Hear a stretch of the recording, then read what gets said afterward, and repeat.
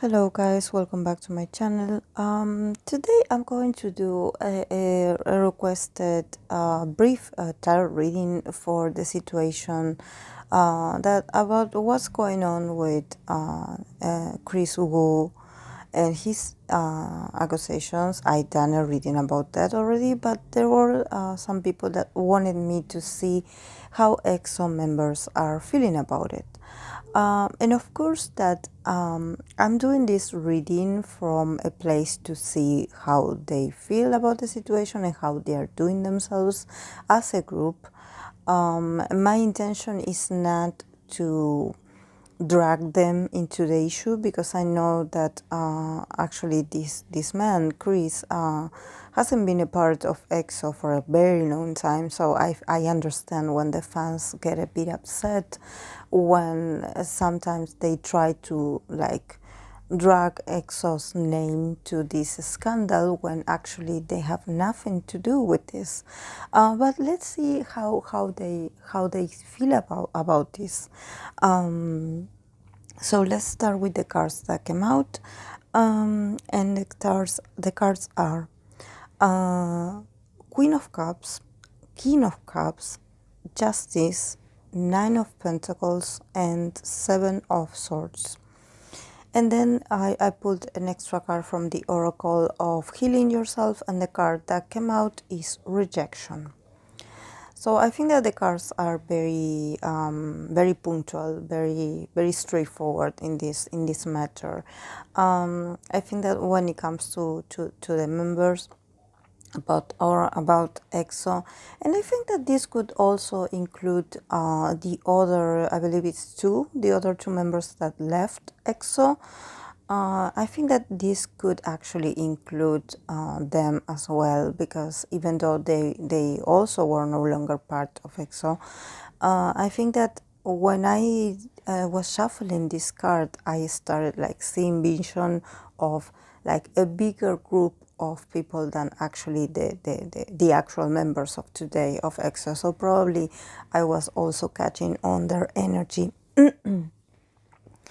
And I think that it's very meaningful, the fact that the King and the Queen of Cups are here. Definitely there's like there's a lot of mixed emotions here. I'm not going to lie. Definitely they were shocked, of course in not a positive way. They were shocked. I think that despite of all these years that they had been apart and that they haven't worked with Kris, I think that somehow they had like a small place in their hearts for him, and I think that it is also from a place of wishing someone to do well. You know, I think that I'm not talking that they were friends or that they were close. No, it's not about that. But it's to have like some kind of a fond memory of someone, you know, of you wishing someone well.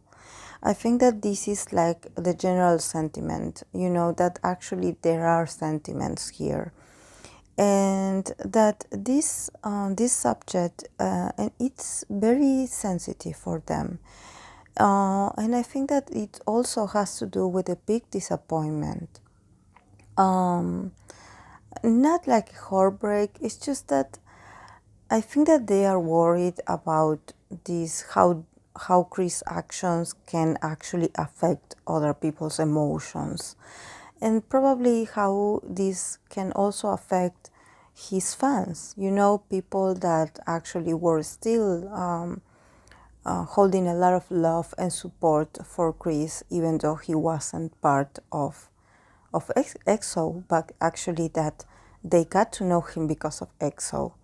So they were like, they are a bit like emotional and very like reactive and very frustrated and very like with a lot of sentiment of frustration and and a lot of dark emotions, because they cannot believe that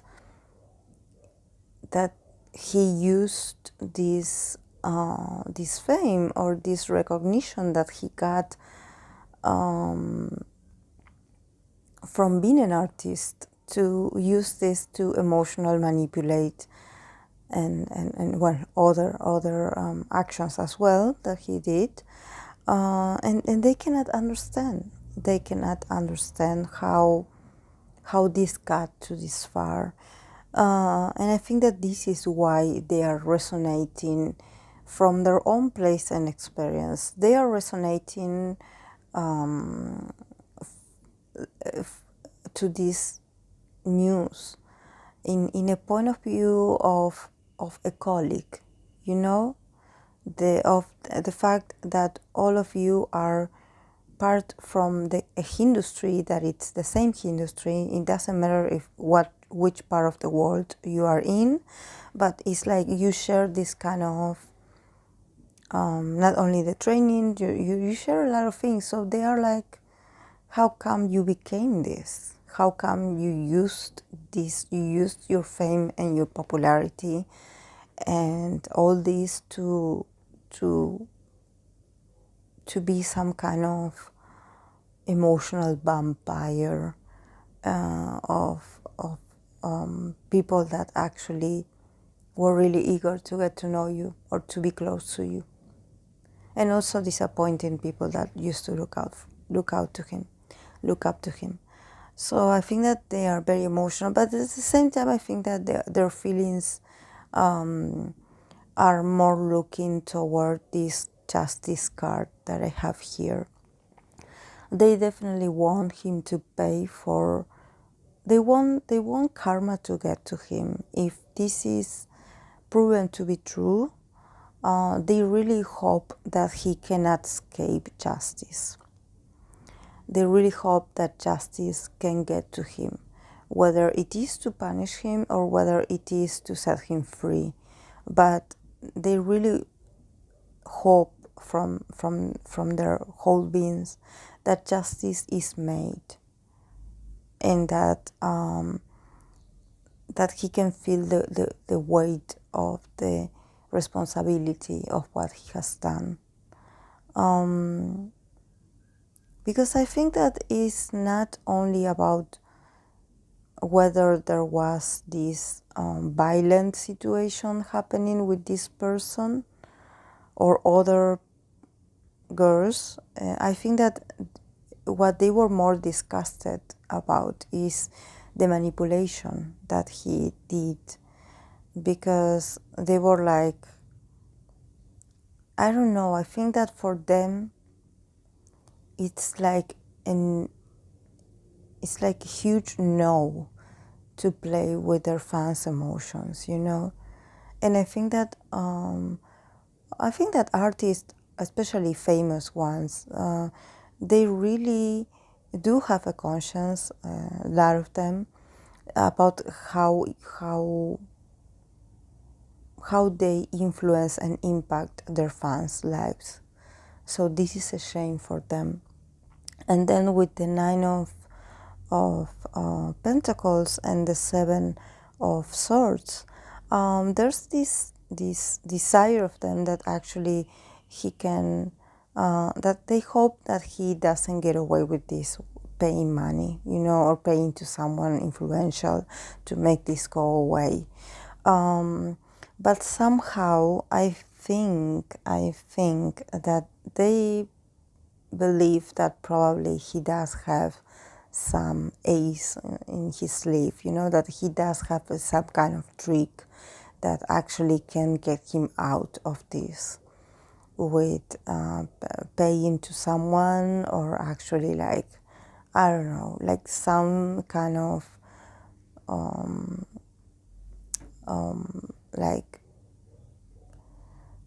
some kind of obstruction of justice, you know, and just because the Seven of Swords also talks about someone very sneaky getting away with things, you know, and getting away and being able to escape the consequences of their actions, and also to know very well how to play the part so they can get out of any issue without any consequences. So probably they do see this case they are hoping for justice to be made, but at the same time they are very realistic when it comes to probably Kris influence or money or whatever that he has.